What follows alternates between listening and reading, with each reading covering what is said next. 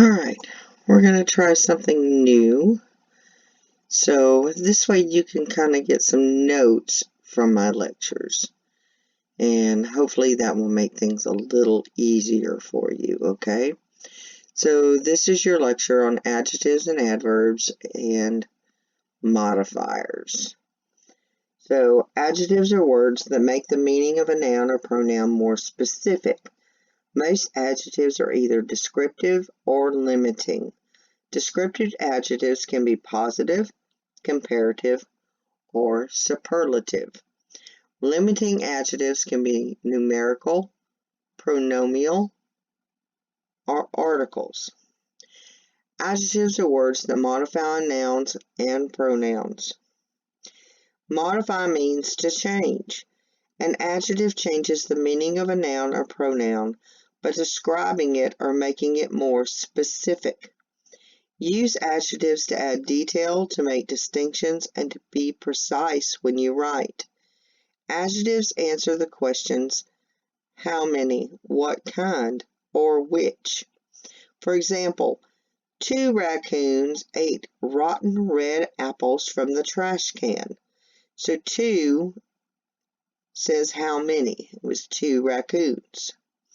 Rotten red apples tell you what kind of apples, and the trash can tells you which kind of can. So adjectives make descriptions sharper and more interesting. They describe color, smell, number, size, taste, feel, shape, and age. So, how can you tell when they're descriptive or limiting? Descriptive adjectives indicate a quality or condition of a noun. They provide additional information about the noun or pronoun that is being described. These are words like strange, sad, stingy, super, simple. Limiting adjectives point out nouns or indicate their number or quantity. Words like 10, 2, there, as in THEIR, third, that. Limiting adjectives can be classified as numerical, pronominal, or articles. All right. So, numerical adjectives can be cardinal or ordinal. Sound like they're going to the church, right? So, cardinal adjectives are numbers that tell how many, such as the manuscript contained 10 pages, so 10. 6 people were in the room. Ordinal adjectives are numbers that explain order. Our team came in 3rd place. The second step is broken. So pronominal adjectives are pronouns that are used as adjectives. Welcome to our home. Several questions came up. So articles. The words a, an, and the used to be considered a separate part of speech, but now they're thought of as a special type of adjective. A and an are called indefinite articles. The is called a definite article. So remember when we did that worksheet on articles and prepositions and all that kind of thing? Well, now you know why.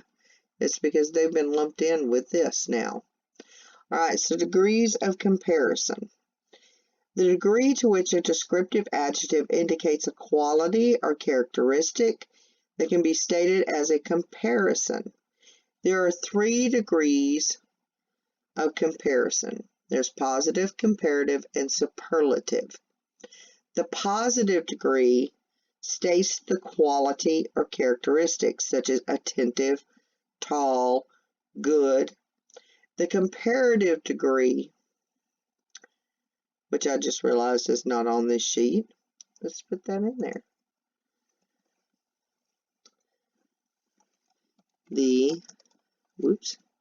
Forgot to make another, well, let's hit the undo button. Just making a mess, aren't I? Hit there.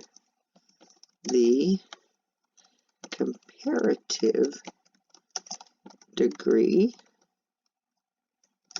expresses a degree, higher or lower than the positive. All right, and to keep things simple for you guys so you can find things, I'm going to turn that one blue, not red. I want it blue. All right. These are words like more attentive, taller, and better. We're going to save that. All right.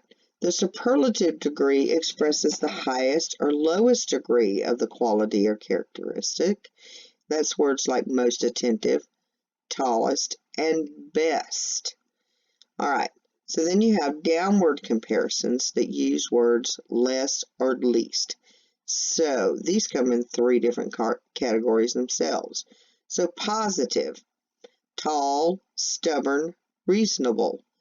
Comparative, less tall, less stubborn, less reasonable. Superlative, least tall, least stubborn, and least reasonable. So then you have something called upward comparisons. These use words ending in ER or EST when the word is one syllable.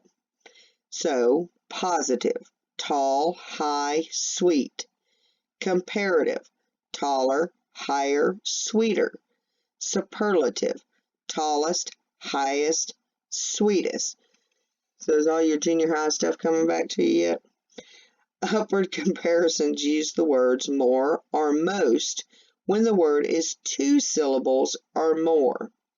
So positive, stubborn, attentive, reasonable. Comparative, more stubborn, more attentive, more reasonable. Superlative, most stubborn, most attentive, most reasonable. And occasionally comparative adjectives are irregular, such as the positive, good, bad, little. Comparative, better, worse, less. Superlative, best, worst, least. Okay, now we're going to talk about the placement. Adjectives usually precede the nouns and pronouns they modify, such as the skinny young man always ate as much as he wanted. Sometimes an adjective is placed after the noun or pronoun for variety or for special emphasis. The man, comma, skinny and young, comma, always ate as much as he wanted. But you want to watch out. Never use more or most when adding the suffixes er and est to adjectives. This is known as a double comparison. So this would be incorrect, and it sounds weird too. Sandra was more smarter than Carolyn. You've heard that. Sandra was just smarter than Carolyn. It's also incorrect to say Harold is the most tallest person I know. Harold is just the tallest person I know. He can't be more tallest than the person you know, can he? All right. So I'm going to read you a poem. It's called Emperor of Ice Cream. It's by Wallace Stevens, and it's enlivened with adjectives.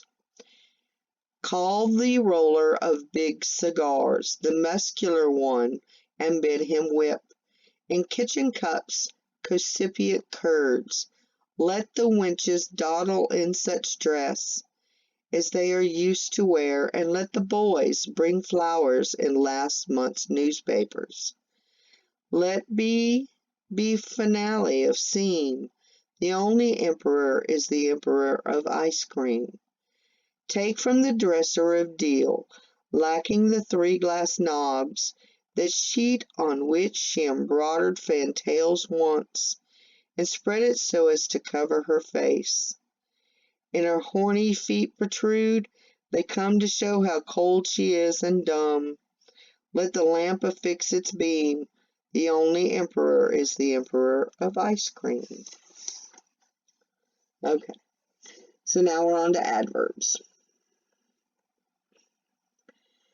Adverbs are words that add interest and accuracy to your writing. They can be used to describe verbs, adjectives, or other adverbs.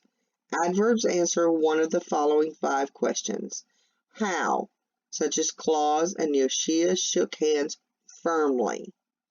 When? See you soon. Where? Nell looked everywhere for her lost bracelet. How often? Their family seldom eats dinner together. To what extent? Barry I stopped speaking English for a second there. Barry was very sure he would get a part in the play. All right, so types. There are 4 types of adverbs: simple adverbs, sentence modifiers, conjunctive adverbs, and intensifiers. Simple adverbs are single words. Most of them end in ly, as in certainly and deeply. However, not all words that end in ly are adverbs. For example, lovely and jolly are adjectives. Sentence modifiers are adverbs and adverb phrases that modify the whole action of a sentence or clause rather than a single word in it. They often appear at the beginning of a sentence. I'm going to give you a couple examples. So, frankly, I don't want to hear about it. As I recall, comma, nobody asked any questions. Fortunately, comma, we could reach him before he had left town. All right, conjunctive adverbs serve a double purpose. When they are used in a simple sentence, conjunctive adverbs act like sentence modifiers. You have made a few payments, period. However, comma, we must ask you to send checks regularly. When they are with a semicolon, sorry, I was reading it like it was an example. They serve as structure words, words that connect one part of a sentence to another. For example, you have made a few payments, semicolon. However, comma, we must ask you to send checks regularly. That, however, because it's not a period, doesn't have a capital H at the beginning of it. Other words commonly used as conjunctive adverbs include therefore, still, otherwise, also, moreover, nevertheless, and yet. Phrases that are frequently used as conjunctive adverbs include, for example, that is, on the other hand, and in conclusion. Intensifiers do not alter the meaning of the words they modify, but they add emphasis to those words. For example, when intensifiers are added, as in very proud, extremely quiet, quite concerned, and too loud, additional force is given to the verbs they modify. All right, degrees of comparison. Like adjectives, adverbs that answer the question how may be compared to in 3 degrees: positive, comparative, and superlative. Most adverbs are compared upward by adding the words more or most. All right, in the positive, we have happily, quickly, and accurately. In comparative, more happily, more quickly, more accurately. Superlative, most happily, most quickly, most accurately. A few adverbs are compared upward by adding the endings er or est. So in the positive, we have soon, near, and early. Comparative, they become sooner, nearer, earlier. And the superlative, soonest, nearest, earliest. All adverbs are compared downward by adding the words less or least.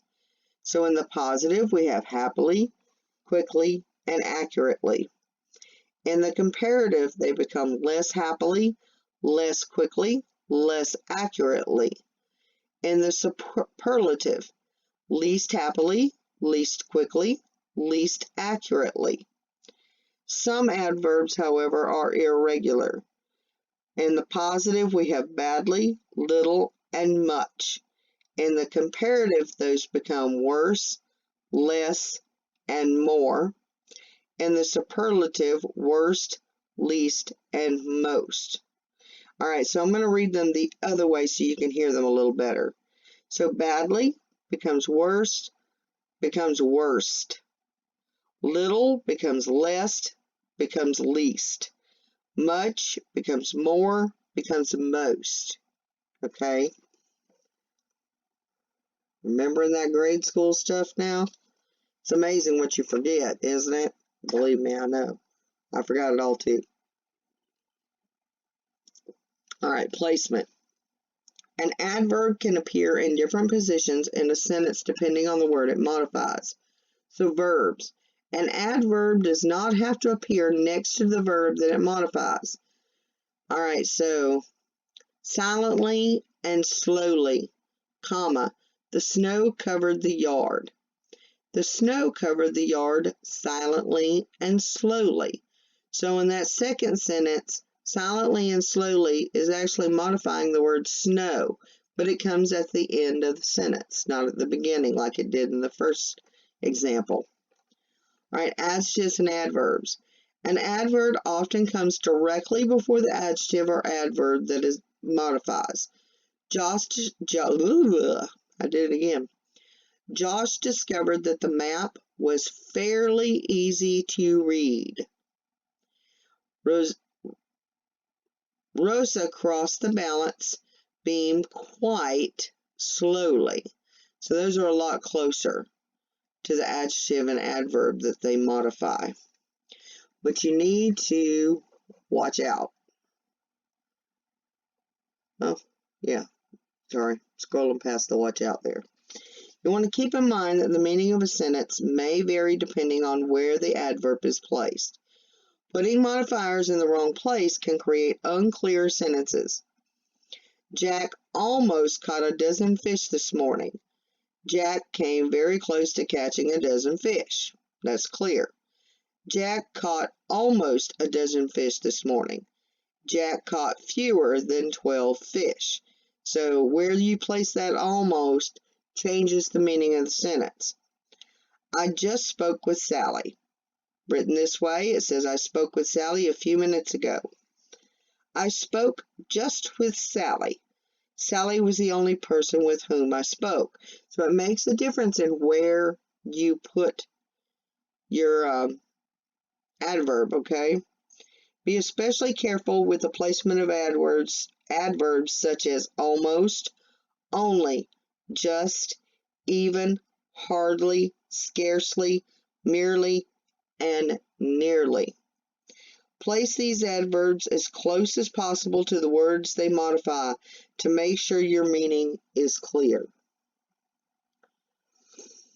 All right. Unnecessary. Oh, wait a minute. I really thought I had a piece on unnecessary adverbs. Did I skip it up in here? I did. I got a little snippet right there. Unnecessary adverbs can clutter and confuse a sentence. Often a single specific verb can replace an adverb and sharpen an expression. Hurried is preferable to moved quickly, and grasped is better than took eagerly. Adverbs like hardly, barely, and scarcely carry a negative meaning. Using the adverb not with these words is unnecessary and confusing, like a double negative. All right, so this is incorrect. The family did not have scarcely enough to eat. Correct. The family had scarcely enough to eat. Incorrect. I cannot hardly remember the incident. We've all heard that. We're in the South, right? But really correctly, or the correct version, I said it wrong. I can hardly remember the incident. Unnecessary adverbs often repeat the meaning of the words that they modify. He advanced forward to his position in the line. And when you write that, I'm going to write on your paper, redundant, because it means the same thing. The word advanced already implies forward movement, so the word forward is redundant and unnecessary. Okay? All right, so let's go back down to more on modifiers. I don't have a lot of notes here. Adjectives and adverbs expand our experience of language. These parts of speech are often called modifiers because they alter, refine, and sharpen our writing. Sometimes it's hard to distinguish between adjectives and adverbs, which leads to usage problems. The most important difference between these two parts of speech is the type of words that they modify. Adjectives modify nouns and pronouns, while adverbs modify verbs, adjectives, and other adverbs.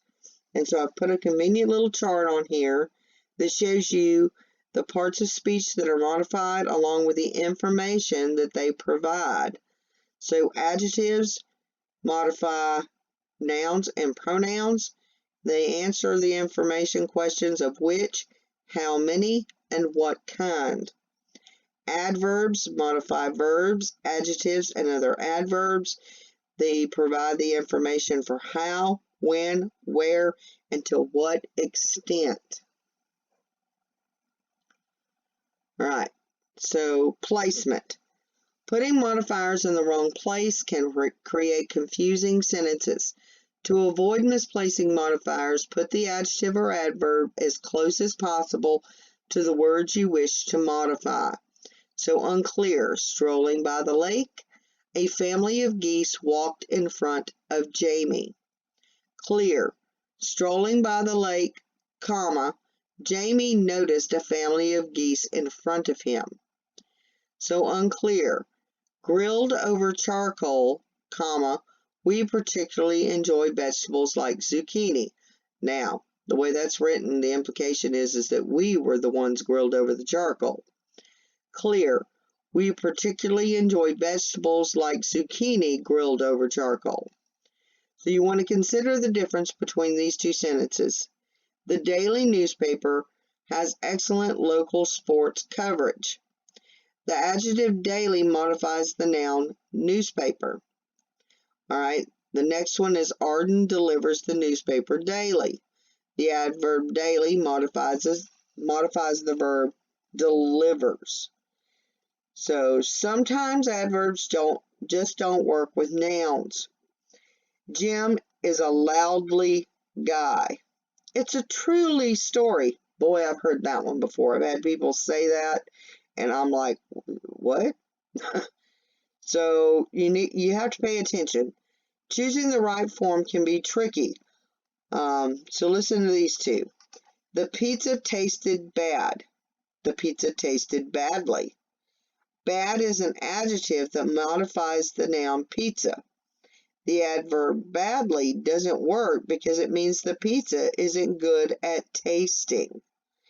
Adjectives usually follow verbs that relate to the 5 senses: touch, taste, sound, smell, and sight. That's because sense words modify nouns, not verbs. Your dog smells funny, not your dog smells funnily. Okay?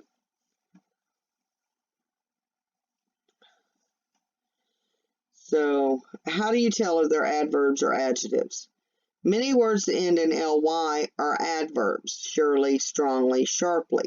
However, some words that end in ly are actually adjectives: lovely, manly, friendly, cowardly. And some adverbs do not even end in ly: here, there, there, far, soon. Some words can be used as either adverbs or adjectives, such as deep, far, hard, little, long, near, right, and straight. Other words that can be used as either adverbs or adjectives include close, daily, first, hard, high, late, only, and tight. In some cases, usually in short commands, the two forms have the same meaning and can be used interchangeably. The shorter form is considered to be more informal. Go slow around that curve. Slow in this case is used as an adjective. Go slowly around the curve. In this case, it's used as an adverb. More often, the two forms have different meanings and cannot be used interchangeably. Sam hit the hard ball. In this case, hard is an adjective. Nancy hardly had time to catch her breath.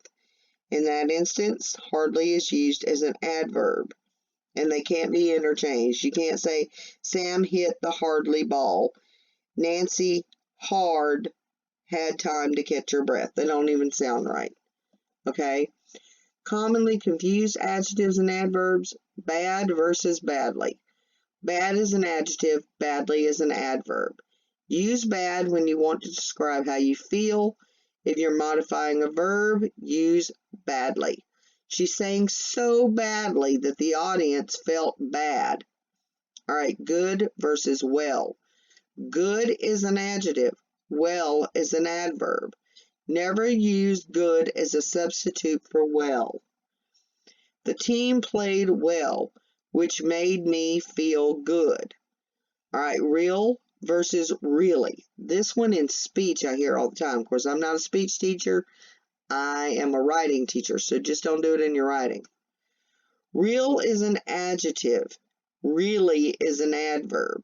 In conversation, real is often used for really. Be careful in writing, however, to distinguish between the two. The test was a real challenge, but I think I did really well. So you want to avoid weak modifiers. Use precise adjectives and adverbs to create colorful, vivid details. Avoid using vague adverbs such as very, really, only, well, hard, and often.